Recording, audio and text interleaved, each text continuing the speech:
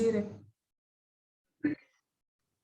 So I guess ನಾನು recent ಆಗಿ YouTube ಅಲ್ಲಿ ಅಪ್ಲೋಡ್ ಮಾಡಿದಂತಹ ವಿಡಿಯೋ ನೋಡಿದೀರಾ ಅಂತ ಭಾವಿಸ್ತೀನಿ.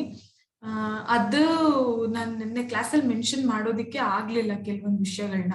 ಸೊ ಅದನ್ನ ನಾನು ಲಿಸ್ಟ್ ಔಟ್ ಮಾಡಿದೀನಿ ಅದರಲ್ಲಿ. ಅಂದ್ರೆ I have mentioned what all the crops they were growing in Neolithic era ಅಂತ. You can make a note of it. ಒಂದು ನಾನು ಇವತ್ತು ಇಂಡಸ್ ವ್ಯಾಲಿ ಸಿವಿಲೈಸೇಷನ್ ಮಾಡ್ತಿದ್ದೀನಿ.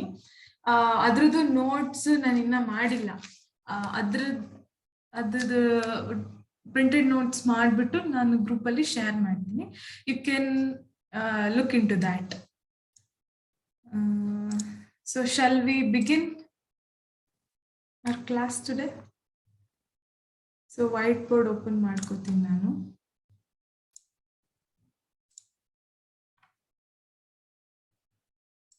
Yes.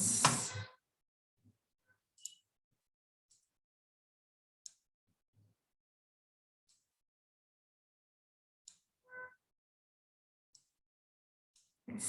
Let's get started. So ನಿನ್ನೆ ನಾನು ಒಂದು ಬ್ರೀಫ್ ಆಗಿ ಹೇಳ್ದೆ ನಾನು ಇಂಡಸ್ ವ್ಯಾಲಿ ಸಿವಿಲೈಸೇಷನ್ ಹೇಗಿತ್ತು ಅಂತ. ಅದ್ರದ್ದು ಮೇಜರ್ ಫೀಚರ್ಸ್ ಏನಪ್ಪಾ ಅಂತ ಅಂದ್ರೆ they were using burnt brick ಮತ್ತೆ ಟೌನ್ ಪ್ಲಾನಿಂಗ್ ತುಂಬಾ ಸಿಗ್ನಿಫಿಕೆಂಟ್ ಫೀಚರ್ ಅಂತ ಹೇಳ್ದೆ. ಸೊ ಈಗ ನಾನು ಟೌನ್ ಪ್ಲಾನಿಂಗ್ ಬಗ್ಗೆ ಎಕ್ಸ್ಪ್ಲೇನ್ ಮಾಡ್ಕೊಂತ ಹೋಗ್ತೀನಿ. ಏನಕ್ಕೆ ಅದು ಟೌನ್ ಪ್ಲಾನಿಂಗ್ ಅಂದ್ರೆ ಏನ್ ಮಾಡಿದ್ದಾರೆ ಅಂದ್ರೆ ಇಡೀ ಸಿಟಿನ ಪ್ಲಾನ್ ಮಾಡಿದ್ದಾರೆ ಹೀಗೆ ಇರ್ಬೇಕು ಅಂತ. ಅದ್ ಹೇಗಿತ್ತು ಟೌನ್ ಪ್ಲಾನಿಂಗ್ ಅಂತ ನಾನು ತೋರಿಸ್ತೀನಿ. ಸೊ ಈಗ ಇದನ್ನ ತಗೊಳ್ಳೋಣ. ಇದು ಒಂದು ಫುಲ್ ಸಿಟಿ ಅಂತ ನಾವು ಕನ್ಸಿಡರ್ ಮಾಡಿದ್ರೆ ಇಲ್ಲಿ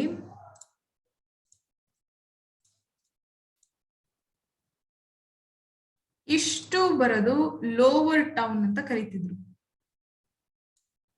ಲೋವರ್ ಟೌನ್ ಅಂಡ್ ಇದು ಅಪ್ಪರ್ ಟೌನ್. ಅಂದ್ರೆ ಹೈಯರ್ ಪೊಸಿಷನ್ ಅಲ್ಲಿ ಸಿಚುವೇಟೆಡ್ ಆಗಿತ್ತು upper town and this is lower town. So lower town ಮತ್ತೆ ಅಪ್ಪರ್ ಟೌನ್ ಅಂತ ಏನಕ್ಕೆ ಡಿಫ್ರೆನ್ಸಿಯೇಷನ್ ಮಾಡಿದ್ರು? ಅಪ್ಪರ್ ಟೌನ್ ಅಲ್ಲಿ ಏನಿತ್ತು, ಲೋವರ್ ಟೌನ್ ಅಲ್ಲಿ ಏನಿತ್ತು ಅಂತ ನೋಡೋಣ. ಸೊ ಅಪ್ಪರ್ ಟೌನ್ ಅಂದ್ರೆ ಅಡ್ಮಿನಿಸ್ಟ್ರೇಷನ್ ಬಿಲ್ಡಿಂಗ್ಸ್ ಇರ್ತಿತ್ತು. ರೈಟ್,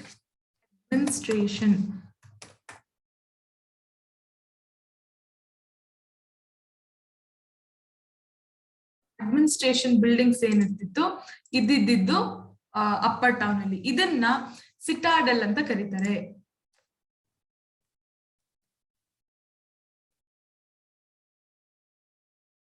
ಸಿಟಾಡೆಲ್ ಅಂತ ಕರೀತಾರೆ ಇದನ್ನ. ಅಪ್ಪರ್ ಟೌನ್ ನ ಸಿಟಾಡೆಲ್ ಅಂತ ಕರೀತಾರೆ. ಅಂದ್ರೆ ಒಂದು ಅಪ್ರೈಸ್ಡ್ ಪ್ಲಾಟ್ಫಾರ್ಮ್ ಅಲ್ಲಿ ಇದು ಇರ್ತಿತ್ತು ಅಡ್ಮಿನಿಸ್ಟ್ರೇಷನ್ ಬಿಲ್ಡಿಂಗು. ಅಂದ್ರೆ ಲೋವರ್ ಟೌನ್ ಏನಿದೆ ಅದು ಸಾಮಾನ್ಯ ಜನರು ಎಲ್ಲರೂ ವಾಸಿಸ್ತಕ್ಕಂತ ಸ್ಥಳ ಅದು ಲೋವರ್ ಟೌನ್.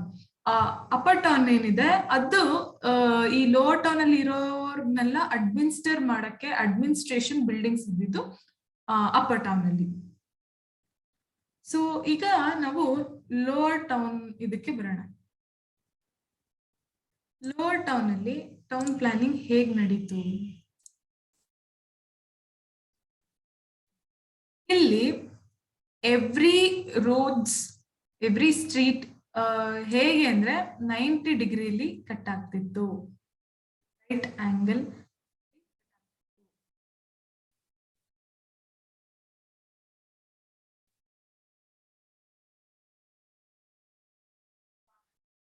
ಲೈನ್ಸ್ ನಂದು ಡ್ರಾ ಮಾಡ್ಬೇಕಾದ್ರೆ ಆ ಕಡೆ ಈ ಕಡೆ ಹೋಗ್ತದೆ, ಅಡ್ಜಸ್ಟ್ ಮಾಡ್ಕೊಳ್ಳಿ. ಹೀಗೆ ರೋಡ್ಸ್ ಏನಿದೆ ಸ್ಟ್ರೀಟ್ ಅಲ್ಲಿ ಪ್ರತಿಯೊಂದು ರೋಡ್ಸ್ ಇಲ್ಲಿ ನೋಡ್ಬೋದು ನೀವು. ದಿಸ್ ಇಸ್ 90 ಡಿಗ್ರಿಲಿ ಕಟ್ ಆಗ್ತಿತ್ತು ರೋಡ್ಸ್ ಎಲ್ಲ. ಹೀಗೆ ಟೌನ್ ಪ್ಲಾನಿಂಗ್ ಮಾಡ್ತಿದ್ರು. ಮತ್ತೆ ಇಲ್ಲಿ ಹೌಸಸ್ ಇರ್ತಿತ್ತು. ಇಲ್ಲಿ ಹೌಸಸ್ were 2-storied houses ಇರ್ತಿತ್ತು. one story house ಕೂಡ ಇರ್ತಿತ್ತು. and even 3-story houses are also seen in Indus Valley civilization.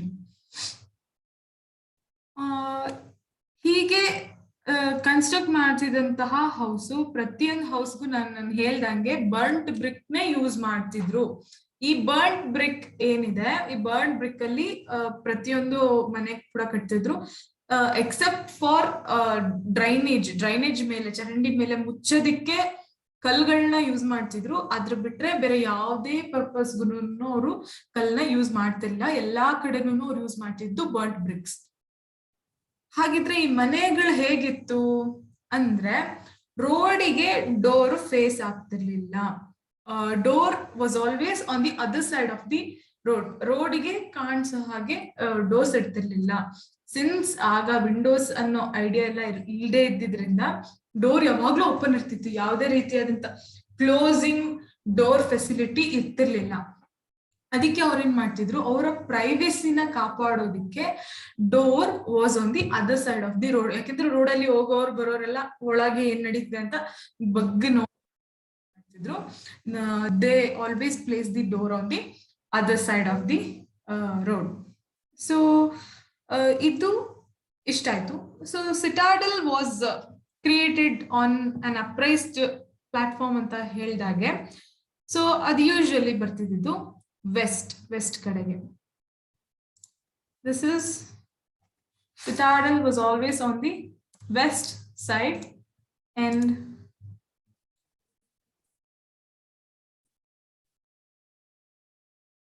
east ಕಡೆ ಅಂದ್ರೆ ಹೀಗೆ slant ಆಗಿರ್ತಿತ್ತು.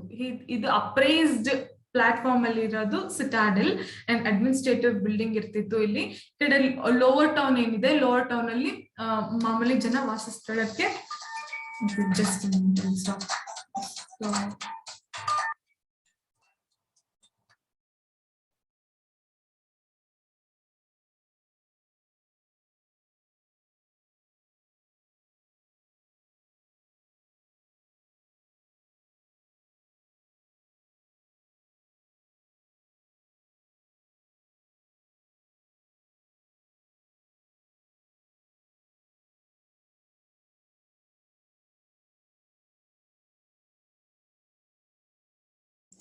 I'm sorry for the inconvenience.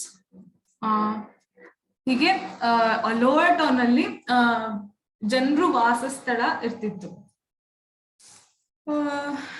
Administrative building ಏನಕ್ಕೆ ಕ್ರಿಯೇಟ್ ಮಾಡ್ತಿದ್ರು ಅಂದ್ರೆ, ನನ್ನ ಲಾಸ್ಟ್ ಕ್ಲಾಸ್ ಅಲ್ಲೇ ಹೇಳಿದಾಗೆ ಅರ್ಬನ್ ಸೆಂಟರ್ಸ್ ಸ್ಟಾರ್ಟ್ ಆಗಿತ್ತು. ಅರ್ಬನ್ ಸೆಂಟರ್ಸ್ ಅಂದ್ರೆ ಟ್ರೇಡಿಂಗ್ ಸ್ಟಾರ್ಟ್ ಆಗಿತ್ತು. ಅದ್ರನ್ನೆಲ್ಲ ಮಾಡ್ರೇಟ್ ಮಾಡೋದಕ್ಕೆ, ಅಡ್ಮಿನಿಸ್ಟ್ರೇಟ್ ಮಾಡೋದಕ್ಕೆ ಅಡ್ಮಿನಿಸ್ಟ್ರೇಟಿವ್ ಬಿಲ್ಡಿಂಗ್ಸ್ ಇರ್ತಿತ್ತು.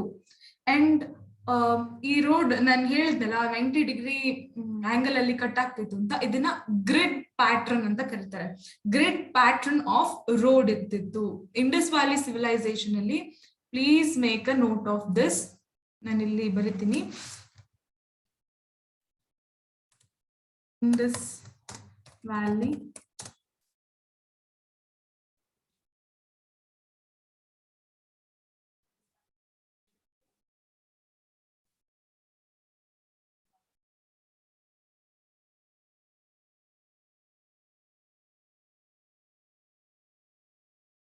first one, they used burnt brick. ಅದ್ರದ್ದು ರೇಷಿಯೋ ಕೂಡ ಮೆನ್ಷನ್ ಮಾಡ್ಕೊಂಡ್ಬಿಡಿ.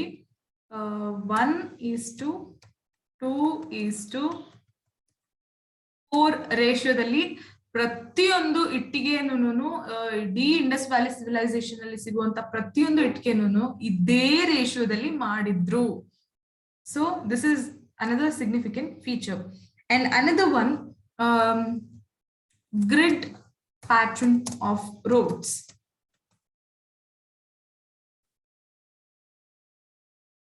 And ಇನ್ನೊಂದು ವಿಶೇಷತೆ ಏನಂತ ಅಂದ್ರೆ, ನಾನು ಹೇಳಿದಾಗೆ doors weren't,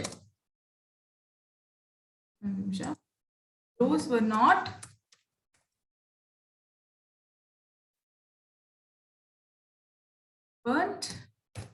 facing road so as to privacy.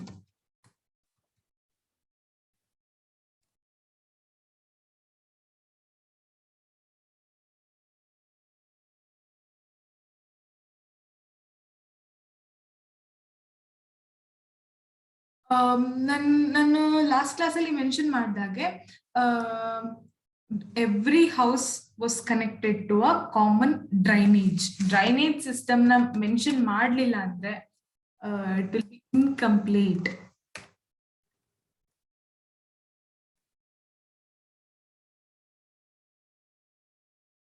Drainage system ಪ್ರತಿಯೊಂದು ಹೌಸ್ ಇಂದನೂ ಡ್ರೈನೇಜಸ್ ಎಲ್ಲ ಒಂದು ಕಾಮನ್ ಡ್ರೈನೇಜ್ ಚಾನಲ್ ಗೆ ಕನೆಕ್ಟ್ ಆಗಿರ್ತಿತ್ತು. ಫಾರ್ ಅನ್ ಎಕ್ಸಾಂಪಲ್, ಇಲ್ಲಿ ಒಂದು ಡ್ರೈನೇಜ್ ಚಾನಲ್ ಇದೆ ಅಂತ ಅನ್ಕೊಳ್ಳೋಣ. ಹೀಗೆ ಮೇಲೆ ಅಲ್ಲಿಂದ ಮುಚ್ಚಿರ್ತಿದ್ರು.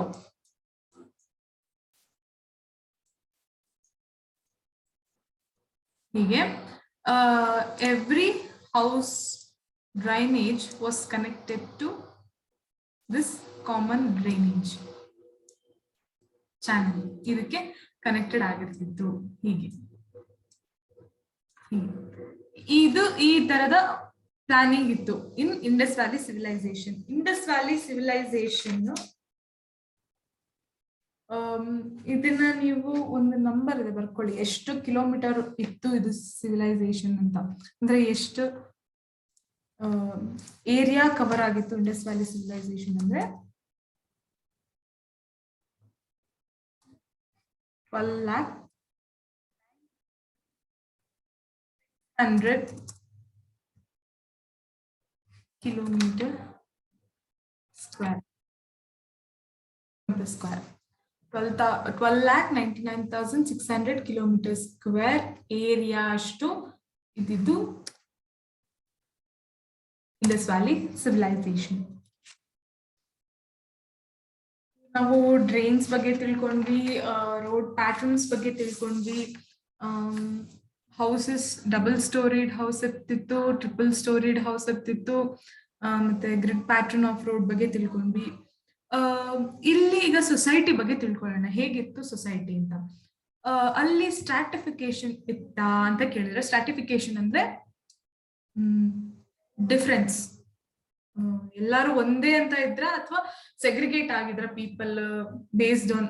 ಈಗ ಹೇಗೆ ಸ್ಟ್ರಾಟಿಫಿಕೇಶನ್ ಇದೆಯೋ ನಮ್ಮ ಸೊಸೈಟಿಲಿ ಕೂಡ ಹಾಗೆ ಸ್ಟ್ರಾಟಿಫೈ ಆಗಿತ್ತಾ ಅಂತ ಕೇಳೋದಾದ್ರೆ, yes, there was a stratification among people. ಅಂದ್ರೆ ರಿಚ್ ಅಂಡ್ ಪೂರ್ ಅಂತ ಸ್ಟ್ರಾಟಿಫೈಡ್ ಆಗಿತ್ತು.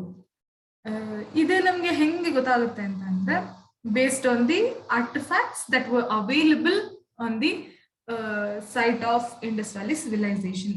ಅದನ್ನ ನನ್ನ ಆರ್ಟ್ ಅಂಡ್ ಕಲ್ಚರ್ ಪಾರ್ಟ್ ಅಲ್ಲಿ ನಾನು ಅದನ್ನ ನಿಮ್ಗೆ ಡೀಟೇಲ್ ಆಗಿ ಎಕ್ಸ್ಪ್ಲೇನ್ ಮಾಡ್ತೀನಿ.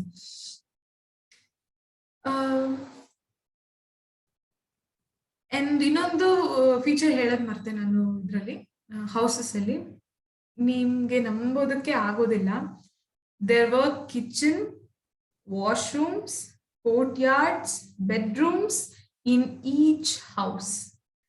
ನಮ್ದು ಈಗ ಮಾಡರ್ನ್ ಹೌಸ್ ಅಲ್ಲಿ ಆರ್ಕಿಟೆಕ್ಚರಲ್ಲಿ ಹೇಗೆ ಇತ್ತು ಅದೇ ರೀತಿಯಾದಂತಹ ಹೌಸ್ ಟೆಕ್ನಾಲಜಿ ಏನಿತ್ತು ಆಗ ಇಂಡಸ್ ವ್ಯಾಲಿ ಸಿವಿಲೈಸೇಷನ್ ಅಲ್ಲೇ ಇತ್ತು.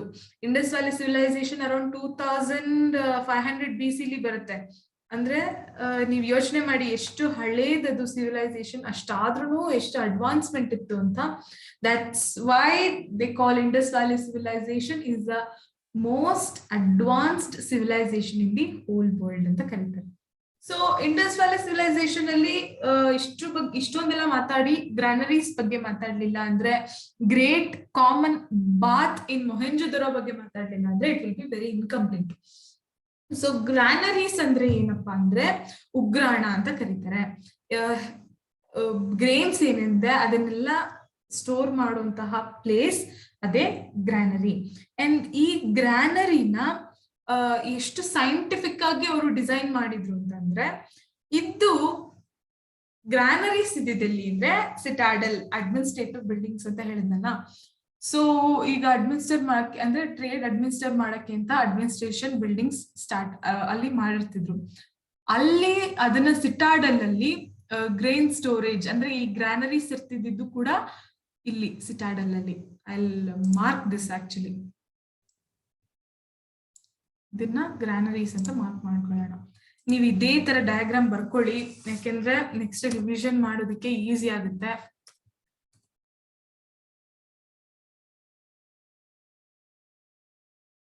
ಗ್ರಾನರೀಸ್ ಅಂದ್ರೆ ಉಗ್ರಾಣ. ನಿಮ್ಮ ಕಂಫರ್ಟಬಲ್ ಲ್ಯಾಂಗ್ವೇಜ್ ಅಲ್ಲಿ ಬರ್ಕೊಳ್ಳಿ. ನಾನ್ ಕೂಡ ನೋಟ್ಸ್ ಹಾಗೆ ಮಾಡಿರೋದ್ರಿಂದ ನೀವು ನಿಮ್ಮ ಕಂಫರ್ಟಬಲ್ ಇರುವಂತಹ ಲ್ಯಾಂಗ್ವೇಜ್ ಅಲ್ಲಿ ನೀವು ಬರ್ಕೊಂಡ್ರೆ ನೆಕ್ಸ್ಟ್ ನಿಮ್ಗೆ ಈಸಿ ಆಗುತ್ತೆ ಓದೋದಕ್ಕೆ. ಸೊ ಗ್ರಾನರೀಸ್ ಎಲ್ಲ ತುಂಬಾ ಸೈಂಟಿಫಿಕ್ ಆಗಿ ಮಾಡಿದ್ರು. ಹೇಗೆ ಅಂತ ಅಂದ್ರೆ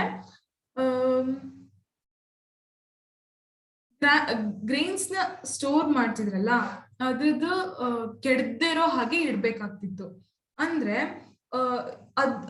ಗ್ರೈನ್ಸ್ ಯಾವ್ಯಾವ ಗ್ರೈನ್ಗೆ ಎಷ್ಟೆಷ್ಟು ಅಮೌಂಟ್ ಆಫ್ ಹೀಟ್ ಮತ್ತೆ ಮಾಯಿಶ್ಚರ್ ಇದ್ರೆ ಕೆಟ್ಟೋಗುತ್ತೆ ಅನ್ನೋ ಕ್ಯಾಲ್ಕುಲೇಷನ್ ಇತ್ತು. ಆ ಬೇಸ್ಡ್ ಮೇಲೆ they use to make huge potteries, ಅದನ್ನ ಸ್ಟೋರ್ ಮಾಡೋದಕ್ಕೆ with desired amount of holes. ಆ ಒಂದು ಎವ್ರಿ ಪಾಟರಿ ಅಲ್ಲೂ ಹೋಲ್ಸ್ ನ ಹೇಗೆ ಕ್ರಿಯೇಟ್ ಮಾಡ್ತಿದ್ರು ಅಂದ್ರೆ the grain should be preserved and well preserve ಆಗು ಇರ್ಬೇಕದು, ಮತ್ತೆ ಹಾಳಾಗಬಾರ್ದು. ಹಾಳಾಗ್ದೇನೆ ಇದು ಇರೋ ತರ ಆ ರೀತಿಯಾದಂತಹ ಕಂಟೈನರ್ಸ್ ನ they use to design in Indus valley civilisation. People in the Indus valley civilisation ಏನಕ್ಕೆ ಪೋರ್ಸ್ ನ ಕ್ರಿಯೇಟ್ ಮಾಡ್ತಿದ್ರು ಅಂದ್ರೆ for the exchange of gases. ಕಾಳುಗಳು ಫರ್ಮೆಂಟ್ ಆಗದೆ ಇರೋ ಹಾಗೆ, ಕೊಳ್ತೋಗದೆ ಇರೋ ಹಾಗೆ, ಅದನ್ನ ಆನೆರೋಬಿಕ್ ಫರ್ಮೆಂಟೇಶನ್ ಆಗದೆ ಇರೋ ಹಾಗೆ ಪ್ರಿಸರ್ವ್ ಮಾಡೋದಕ್ಕೋಸ್ಕರ ಅವರು ಡಿಸೈರ್ಡ್ ಅಮೌಂಟ್ ಆಫ್ ಹೋಲ್ಸ್ ನ ಕ್ರಿಯೇಟ್ ಮಾಡ್ತಿದ್ರು on the potteries of the granary to store grains. ಇದು ಇಂಡಸ್ ವ್ಯಾಲಿ ಸಿವಿಲೈಸೇಷನ್ ಅಲ್ಲಿ ಇದ್ದಕ್ಕಂತ ಗ್ರಾನರೀಸ್ ಬಗ್ಗೆ ಹೇಳಿದೆ ನಾನು. First well planned city in India ಅಂತ ಕೇಳಿದ್ರೆ ಯಾವ್ದಿರ್ಬೋದು ಅಂದ್ರೆ it's Chandigarh. Chandigarh town planning ಏನಿದೆ ಅದನ್ನ ಇಂಡಸ್ ವ್ಯಾಲಿ ಸಿವಿಲೈಸೇಷನ್ ಇನ್ಸ್ಪಿರೇಷನ್ ತಗೊಂಡು ಅದನ್ನ ಮಾಡಿದ್ದಾರೆ. So make a note of this one too. Chandigarh ಅನ್ನೋದು ಸಿಟಿ ಏನಿದೆ ಅದನ್ನ based on Indus valley civilization inspired ಆಗಿ ತಗೊಂಡು ಅದರದ್ದು ಟೌನ್ ಪ್ಲಾನಿಂಗ್ ಮಾಡಿದ್ದಾರೆ. So coming to great bath in Mohenjodaro, I'll erase this.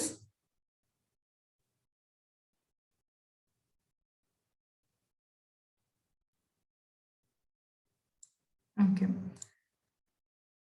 Great common bath in Mohenjo-daro. Heading ಹಾಕೊಳ್ಳಿ.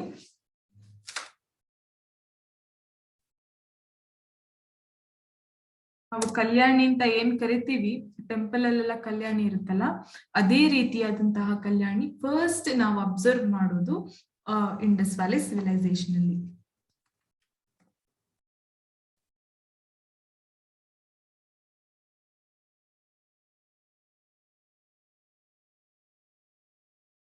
ಹೇಗಿತ್ತು ಅಂದ್ರೆ ಪೂಲ್ ಅಂತ ಕನ್ಸಿಡರ್ ಮಾಡೋಣ. ಪೂಲ್ ಇಲ್ಲಿ ಪೂಲ್ಗೆ will mark the directions. This is north,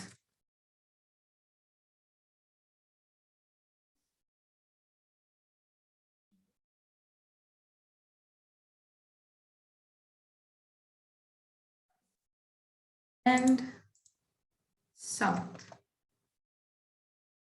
north ಮತ್ತೆ ಸೌತ್ ಕಡೆಯಿಂದ there were stairs to go inside the pool. North ಮತ್ತೆ south will write the stairs. Stairs ಇರ್ತಿತ್ತು ಪೂಲ್ ಒಳಗೆ ಎಂಟ್ರಿ ಆಗೋದಕ್ಕೆ. ನಾರ್ತ್ ಮತ್ತೆ ಸೌತ್ ಕಡೆಯಿಂದ ಮಾತ್ರ. ಹೀಗೆ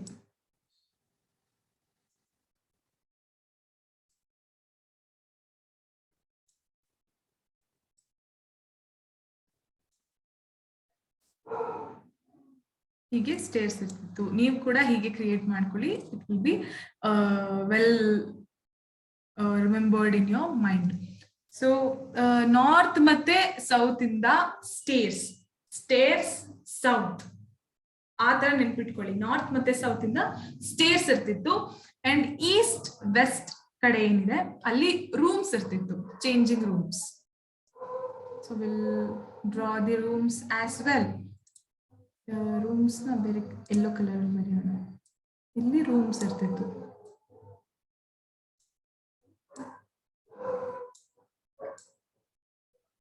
North and south stairs, east and west rooms.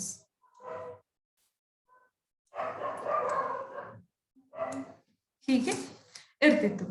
ಇಲ್ಲಿ ಪೂಲಲ್ಲಿ ಏನ್ ಮಾಡ್ತಿದ್ರು ಅಂದ್ರೆ they were carrying out a ritual bath. ನಾನು ಕಲ್ಯಾಣಿ ಅಂತ ಹೇಳ್ದಾಗೆ ಕಲ್ಯಾಣಿಯಲ್ಲಿ ಏನ್ ಮಾಡ್ತಾರೆ ಅಂದ್ರೆ ಒಂದು ರಿಚುವಲಿಸ್ಟಿಕ್ ಆಕ್ಟಿವಿಟೀಸ್ ಮಾಡ್ತಿದ್ರು. ಹಾಗೇನೇನೆ ಅಲ್ಲೂ ಇಂಡಸ್ ವ್ಯಾಲಿ ಸಿವಿಲೈಸೇಷನ್ ಅಲ್ಲೂ ಕೂಡ they were using this common bath for rituals.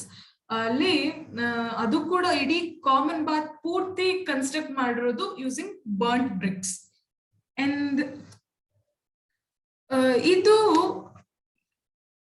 ಈಗ ನಮ್ಗೆ ಎಕ್ಸ್ಕವೇಟ್ ಮಾಡಿದಾಗ ಇದು ಸಿಕ್ಕಿದ್ದು ಕೂಡ ಎಕ್ಸಾಕ್ಟ್ಲಿ ಇದೇ ರೀತಿಯಲ್ಲಿ ಇತ್ತು ಬಾತ್ ಏನಿದೆ. And this is one of the significant feature of the Indus valley civilisation.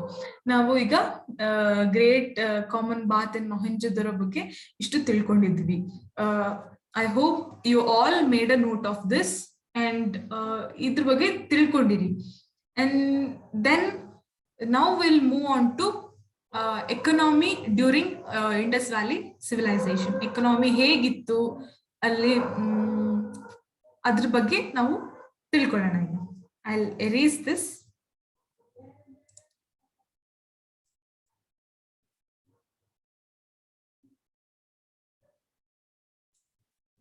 So economy.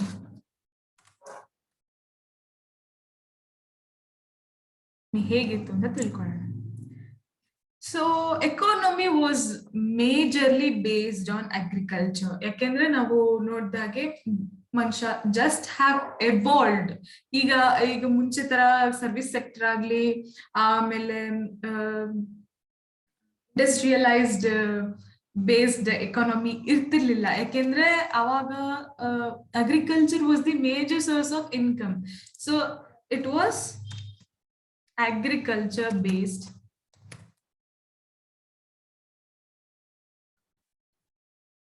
Major crops ಏನೇನಿತ್ತು ಅಂತ ನಾನು ವಿಡಿಯೋದಲ್ಲಿ ಕೂಡ ಡಿಸ್ಕಸ್ ಮಾಡಿದ್ದೀನಿ. And even I will explain it to you right now.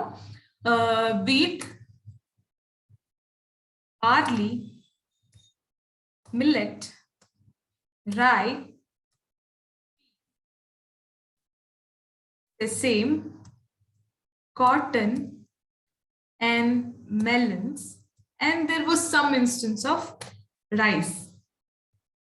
Ishtu crops na Indus Valley civilization ಅವರು ಬೆಳೀತಾ ಇದ್ರು. I'll repeat again: wheat, barley, millet ಅಂದ್ರೆ ರಾಗಿ, rye, pea, ಬಟಾಣಿ, sesame ಎಳ್ಳು, ಕಾಟನ್ ನಿಮ್ಗೆ ಗೊತ್ತೇ ಇದೆ, ಮೆಲನ್ಸ್, ರೈಸ್ ನ ಕೆಲವು ಪ್ರದೇಶದಲ್ಲಿ ಮಾತ್ರ ಬೆಳೀತಾ ಇದ್ರು. ಸೊ ಏನ್ ಅಷ್ಟೊಂದು ಇಂಪಾರ್ಟೆಂಟ್ ಆದಂತಹ ಕ್ರಾಪ್ ರೈಸ್ ಅಲ್ಲ ಅಂತ ಹೇಳ್ತೀನಿ ನಾನು. ಬಟ್ ಮೋಸ್ಟ್ ಇಂಪಾರ್ಟೆಂಟ್ ಕ್ರಾಪ್ ಯಾವುದು ಇಂಡಸ್ ವ್ಯಾಲಿ ಸಿವಿಲೈಸೇಷನ್ ಅಲ್ಲಿ ಅಂದ್ರೆ it's cotton. was believed to be first cultivated in Indus Valley civilization in India. So iga Indus Valley civilization li textile industry ittu. So textile industry andre they were creating clothes nelli ಮಾಡ್ತಾ ಇದ್ರು ಅಂತಂದ್ರೆ ಮೊಹೆಂಜೊದರೋ. I'll make a note of this too. Mohenjodaro,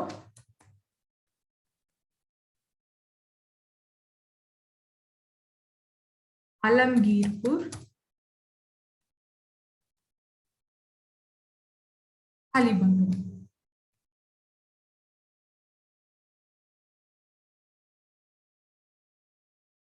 3 places ಅಲ್ಲಿ cotton textiles ನ manufacture ಮಾಡ್ತಾ ಇದ್ರು. ಇಲ್ಲಿ manufacture ಆದಂತಹ textiles ನ ಎಕ್ಸ್ಪೋರ್ಟ್ ಕೂಡ ಮಾಡ್ತಾ ಇದ್ರು. ಎಲ್ಲಿಗೆ ಎಕ್ಸ್ಪೋರ್ಟ್ ಮಾಡ್ತಾ ಇದ್ರು ಅಂತ ನೋಡೋದಾದ್ರೆ, ದೇ ವರ್ ಎಕ್ಸ್ಪೋರ್ಟೆಡ್ ಟು ಅಂದ್ರೆ ಬೇರೆ ದೇಶಕ್ಕೆ ಕಳಿಸಿ ಕೊಡ್ತಾ ಇದ್ರು. Exported to Oman, Baghdad,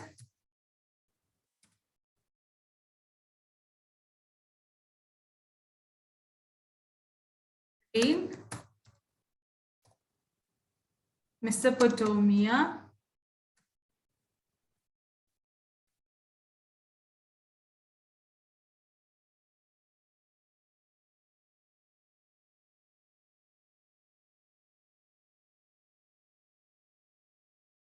Egypt, Afghanistan,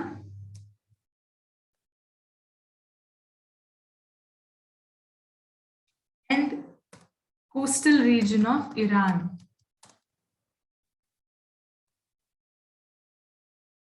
ಪ್ಲೇಸಸ್ಗೆ Indus valley civilization ಅಲ್ಲಿ ಮ್ಯಾನುಫ್ಯಾಕ್ಚರ್ ಮಾಡಿದಂತಹ ಕಾಟನ್ ಟೆಕ್ಸ್ಟೈಲ್ಸ್ ನ ಎಕ್ಸ್ಪೋರ್ಟ್ ಮಾಡ್ತಿರ್ತಾರೆ. ಅಲ್ಲಿಗೆ ಎಕ್ಸ್ಪೋರ್ಟ್ ಮಾಡಿದಾರೆ ಅಂತ ನಮ್ಗೆ ಹೆಂಗ್ ಗೊತ್ತಾಯ್ತು? ಆತರ ನೀವು ಕೇಳ್ಬೋದು ಕ್ವಶನ್. ಹೇಗೆ ಅಂತಂದ್ರೆ, ಇಂಡಸ್ ವ್ಯಾಲಿ ಸಿವಿಲೈಸೇಷನ್ ಅಲ್ಲಿ ನಮ್ಗೆ ಕೆಲವೊಂದಷ್ಟು ಸೀಲ್ಸ್ ಕಂಡು ಬರುತ್ತೆ.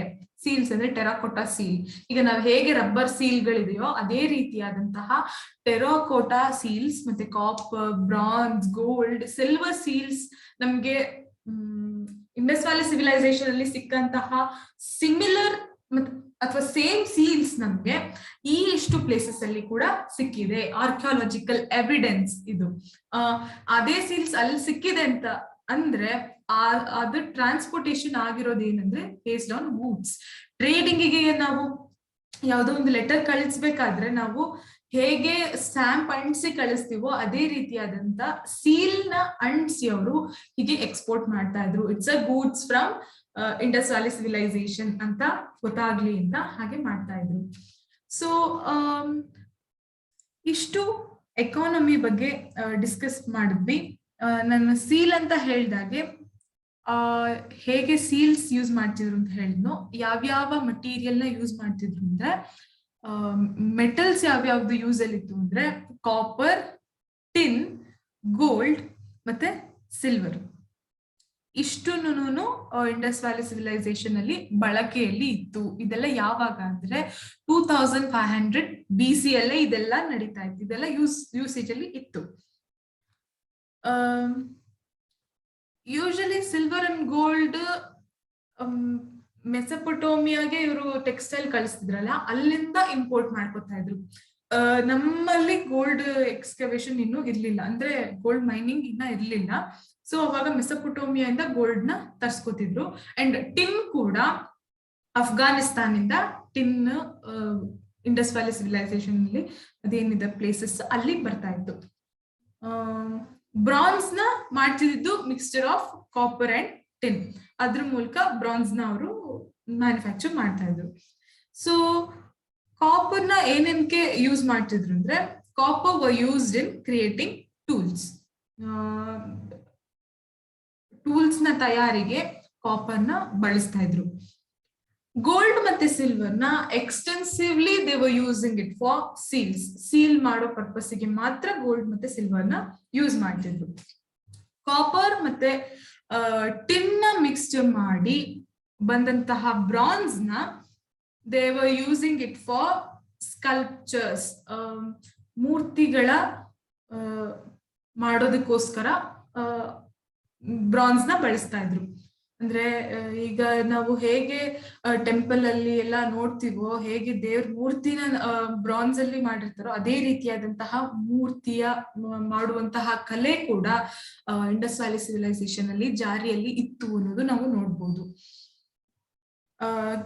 ಬರೀ ಅಷ್ಟಕ್ಕೆ ಯೂಸ್ ಮಾಡ್ತಿರಲ್ಲ ಬ್ರಾನ್ಸ್ ಅಲ್ಲಿ ಏನೇನ್ ಮಾಡ್ತಿದ್ರು ಅಂದ್ರೆ, ಸ್ಪಿಂಡಲ್ಸ್ ಮಾಡ್ತಾ ಇದ್ರು, ನೀಡಲ್ ಮಾಡ್ತಿದ್ರು. ಇದೆಲ್ಲ ಕ್ಲಾತ್ ಮೇಕಿಂಗ್ ಗೆ ಯೂಸ್ ಆಗ್ತಿರುವಂತಹ ಸಲಕರಣೆಗಳನ್ನ ಮಾಡ್ತಾ ಇದ್ರು ಬ್ರಾನ್ಸ್ ಅಲ್ಲಿ. ಮತ್ತೆ ಕೂಂಬ್ ಮಾಡ್ತಿದ್ರು, ಫಿಶ್ ಹುಕ್ಸ್ ಮಾಡ್ತಿದ್ರು, ನಾನು ಹೇಳ್ದಾಗೆ ಟೂಲ್ಸ್ ಅಗೇನ್.